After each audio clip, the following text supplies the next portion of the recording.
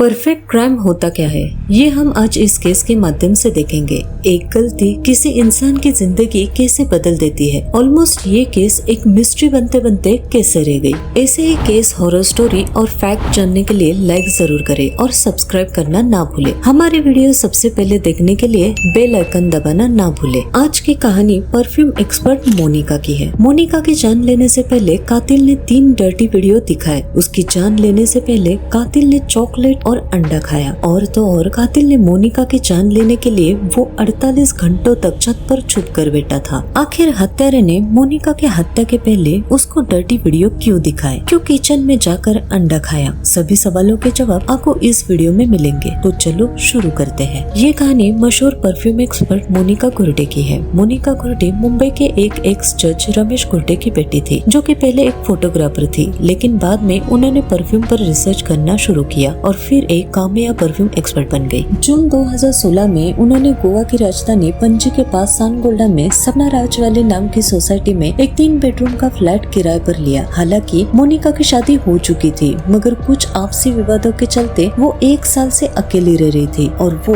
वही रहकर अपना परफ्यूम का बिजनेस चला रही थी। अपने इस प्रोफेशनल की वजह से वो सोसाइटी में काफी मशहूर थी और बड़े बड़े लोगों के साथ उठना बैठना होता था। 6 अक्टूबर 2016 को सुबह हमेशा की तरह उनकी मेड आती है और मोनिका के अपार्टमेंट की डोर बेल बजाती है, मगर अंदर से कुछ रिप्लाई नहीं आता। उसके बाद वो मेड फिर बेल बजाती है, मगर अब भी कोई रिप्लाई नहीं मिलता। फिर वो कई बार बेल बजाती है, आवाज भी लगाती है और दरवाजा भी खटखटाती है, फिर भी दरवाजा नहीं खुलता। मोनिका की एक पड़ोसन, जो कि वही बगल में अपार्टमेंट में रहती थी, और उसके पास मोनिका के फ्लैट की एक डुप्लीकेट चाबी थी। फिर वो उस डुप्लीकेट चाबी से दरवाजा खोलकर जैसे ही अंदर घुसती है, वो देखती है कि मोनिका बेड पर सीधी लेटी हुई है। उसके दोनों हाथ पीछे बेड से बंधे हुए हैं और उसके ऊपर एक भी कपड़े नहीं है। वो फौरन पुलिस को कॉल करती है। थोड़ी देर बाद पुलिस सपना राजवाले के उनके अपार्टमेंट में पहुंच जाती है। फिर लाश को पोस्टमार्टम के लिए भेज दिया जाता है और कमरे की तलाशी ली जाती है। कमरे में अंडे के छिलके भी पड़े हुए थे। उसके बाद मोनिका के पर्स को चेक किया जाता है कि इसमें शायद कुछ सबूत मिल जाए, मगर पर्स में डेबिट कार्ड के बिल्स के अलावा और कुछ नहीं मिलता। उस सोसाइटी में कोई सीसीटीवी कैमरा भी नहीं था और यहाँ भी नाकामी हाथ लगती है। फिर पुलिस सपना राजवाले के लोगों से पूछताछ करती है कि किसी ने कोई संदिग्ध मोनिका के फ्लैट में आते जाते देखा हो, पर यहाँ भी पुलिस को किसी से कोई जानकारी नहीं मिलती। उसके बाद पुलिस सोचती है कि कोई चोर आया होगा, मगर मोनिका के फ्लैट से ऐसी कोई भी चीज गायब नहीं थी जिससे कि ये साबित हो सके कि मर्डर चोरी के मकसद से किया गया हो। अब पुलिस सोचती है कि इस फ्लैट में जबरदस्ती कोई अंदर नहीं आया, तो जरूर जो भी अंदर आया और मर्डर किया वो मोनिका का जानकार था। और सबसे पहले शक जाता है मोनिका के पति पर, भरत राम मथुरम पर, जो कि खुद तमिलनाडु के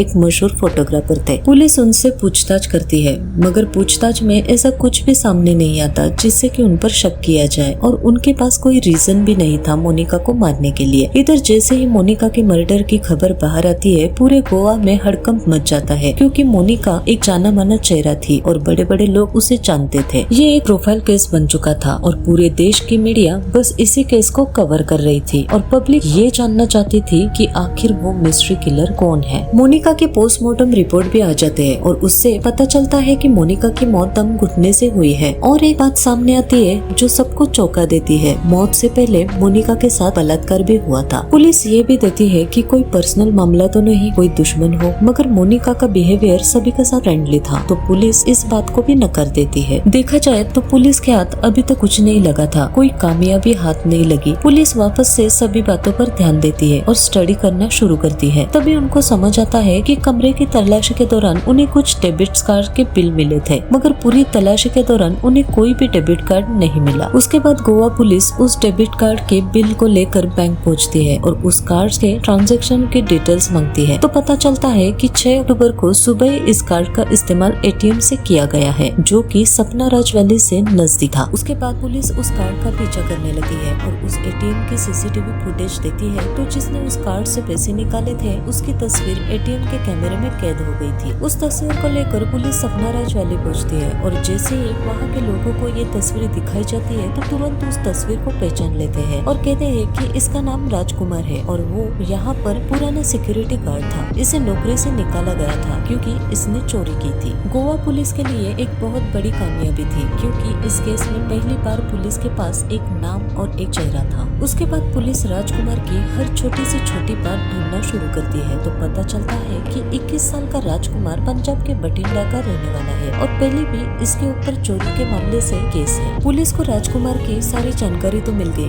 मगर अब पुलिस के लिए चैलेंज ये था कि उसे पकड़ा कैसे जाए। उसके लिए गोवा पुलिस अब उस डेबिट कार्ड की अगली ट्रांजैक्शन का इंतजार करने लगी। कुछ समय के बाद पुलिस को पता चलता है कि अभी अभी बेंगलोर के एक एटीएम से इस कार्ड का इस्तेमाल करके कुछ पैसे निकाले गए हैं। गोवा पुलिस तुरंत एक्शन में आती है और बेंगलोर पुलिस के कांटेक्ट करती है। बेंगलोर पुलिस उस एटीएम की फुटेज चेक करती है जहां से उसने पैसे निकाले थे। उस एटीएम की फुटेज में भी राजकुमार का चेहरा साफ साफ नजर आ रहा था। उसके बाद बेंगलोर पुलिस राजकुमार की फोटो लेकर उस एटीएम के लोकेशन के आसपास के होटल और लॉज में पूछताछ करना शुरू करती है। थोड़ी देर बाद एक होटल के रिसेप्शन पर राजकुमार की तस्वीर को पहचाना जाता है और कहता है कि हाँ, ये इंसान हमारे होटल में ठहरा हुआ है, मगर वो किसी काम से बाहर गया हुआ है। तो पुलिस वही रिसेप्शन पर राजकुमार के आने का इंतजार करने लगी और ये सभी पुलिस वाले नॉर्मल कपड़ों में थे ताकि राजकुमार को कोई शक न हो। थोड़ी देर बाद राजकुमार जैसे ही रिसेप्शन पर पहुंचता है, पुलिस वाले उसे पहचान लेते हैं और पकड़ लेते हैं। तो मोनिका गुर्डे के मर्डर के सिर्फ 2 दिन बाद ही 8 अक्टूबर 2016 को राजकुमार को बेंगलोर के एक होटल से अरेस्ट कर लिया जाता है। फिर उसका नाम पूछा जाता है तो एक्सेप्ट करता है कि उसका नाम राजकुमार है। इसके बाद गोवा पुलिस को कांटेक्ट किया जाता है। फिर गोवा पुलिस बेंगलोर पहुंचती है, राजकुमार को गोवा लेकर आती है। अब उससे पूछताछ शुरू होती है और थोड़ी देर बाद ही राजकुमार अपना गुनाह कबूल लेता है। जब पुलिस उससे पूछती है कि उसने ऐसा क्यों किया, जब वो सब बताने लगता है तो उसकी कहानी कुछ ऐसी थी। 39 साल की मोनिका गुर्डे अपने परफ्यूम के बिजनेस की वजह से गोवा में शिफ्ट होने का फैसला करती है, जिसके लिए मोनिका ने गोवा में एक रेंट पर फ्लैट ढूंढना शुरू किया। मोनिका पणजी के पास सानगोल्डा में एक सपना राज वैली नाम की सोसाइटी में फ्लैट देखने के लिए पहुंचती है। तभी राजकुमार उसे दिल दे बैठता है। पहली नजर में उसे मोनिका पसंद आने लगी है। 4-5 दिनों में राजकुमार लगातार बस मोनिका के बारे में सोच रहा था और मोनिका का चेहरा उसके दिमाग पर छाया हुआ था। उसके बाद राजकुमार मोनिका से और ज्यादा मिलने और उसे देखने का तरीका ढूंढने लगा। वो अपनी ड्यूटी के बाद सोसाइटी के लोगों की गाड़ी की धुलाई और सफाई का काम भी करने लगा, पर राजकुमार के मन में कुछ और ही था और वो सीधे मोनिका के फ्लैट पर पहुंच जाता है और मोनिका को बताता है कि अब वो गाड़ी भी साफ करेगा। मोनिका भी मान जाती है और उसे अपनी गाड़ी साफ करने के लिए हाँ कर देती है। अब राजकुमार मोनिका की गाड़ी भी साफ करने लगा और गाड़ी की चाबी लेने और देने के बहाने से मोनिका के फ्लैट में चला जाता और उसकी झलक भी देख लेता था। एक दिन मोनिका का कुछ उस गाड़ी से गायब हो गया। मोनिका राजकुमार से इस बारे में पूछती है पर वो मना कर देता है। इसके बाद मोनिका सोसाइटी के मैनेजमेंट से इसकी शिकायत करती है और कहती है कि अगर सोसाइटी में से ऐसे लोगों के सामान गायब होने लगे तो सोसाइटी की काफी बदनामी होगी। वहाँ का मैनेजमेंट इस बात को सीरियस लेता है और छानबीन शुरू कर देता है। मोनिका की गाड़ी को किस किस ने खोला तो पता चलता है कि मोनिका के अलावा सिर्फ राजकुमार ही उसकी गाड़ी को खोलता था। इसके बाद गार्ड रूम की तलाशी में राजकुमार के पास मोनिका का सामान मिलता है। उस सोसाइटी से पहले भी लोगों के सामान चोरी होने की बात आती रहती थी। इसके बाद 22 जुलाई 2016 को राजकुमार को चोरी के इल्जाम में नौकरी से निकाला दिया जाता है। राजकुमार मोनिका पर फिदा था और उसी ने उसे नौकरी से निकलवा दिया तो इस बात ने राजकुमार के अंदर जहर और गुस्सा भर दिया। उसके बाद राजकुमार वहाँ से चला जाता है और फिर कुछ दिन गोवा में ही काम करता है। इस दौरान वो मोनिका से मिलता है और उससे चोरी की शिकायत वापस लेने को कहता है, पर मोनिका मना कर देती है। कुछ दिन के बाद वो गोवा छोड़ देता है और नौकरी की तलाश में चेन्नई पहुंच जाता है। फिर वहाँ से मुंबई जाता है और फिर पुणे। हर जगह वो छोटी मोटी मजदूरी करके अपना पेट पालता है, मगर जब उसे कहीं भी कोई ढंग की नौकरी नहीं मिलती तो वो वापस 2 अक्टूबर 2016 को गोवा पहुंच जाता है और गोवा वो कुछ सोच के आया था, उसके मन में अभी भी वही नफरत थी। उसके बाद राजकुमार 3 अक्टूबर 2016 को सपना राज वैली में पहुंचता है जहाँ वो गार्ड की नौकरी करता था। वो मेन गेट से सोसाइटी में दाखिल हो जाता है। फिर वो सीधे मोनिका के अपार्टमेंट के नीचे पहुंच जाता है, मगर वो देखता है कि मोनिका की कार वहाँ पार्क नहीं है तो वो समझ जाता है कि मोनिका घर पर नहीं है। वो पहले वहाँ काम कर चुका था तो उसे सारे रास्ते पता थे और छत पर कोई आता जाता नहीं था। अब वो छत पर रुककर मोनिका के आने का इंतजार करने लगा। वो बीच बीच में कई बार छत से नीचे आता और मोनिका की कार चेक करता, मगर पूरा 3 अक्टूबर बीत जाता है पर मोनिका की कार उसे दिखाई नहीं देती। दूसरा दिन भी चला जाता है। 5 अक्टूबर की सुबह से कई बार वो मोनिका की कार चेक करता है। इस दौरान कई बार उसका मन करता है कि वो वहाँ से चला जाए, मगर वो अपने मन में कुछ सोच कर आया था। 5 अक्टूबर 2016 को दोपहर को वो एक बार फिर नीचे आया तो उसने देखा कि मोनिका की गाड़ी पार्किंग में खड़ी है। फिर वो छत पर वापस चला गया और अंधेरा होने का इंतजार करने लगा। उसके बाद वो शाम को नीचे आता है और मोनिका के फ्लैट की घंटी बजाता है। मोनिका अंदर से पूछती है कि कौन है, तो वो अपने आप को सिक्योरिटी बताता है। उसके बाद मोनिका दरवाजा खोलती है। राजकुमार उसे जोर से धक्का देता है और दरवाजा अंदर से बंद कर देता है। अपनी जेब से चाकू निकालकर बोलता है कि अगर शोर किया तो चाकू मार दूंगा। इसके बाद वो चाकू के जोर पर मोनिका को बेडरूम ले जाता है और उसे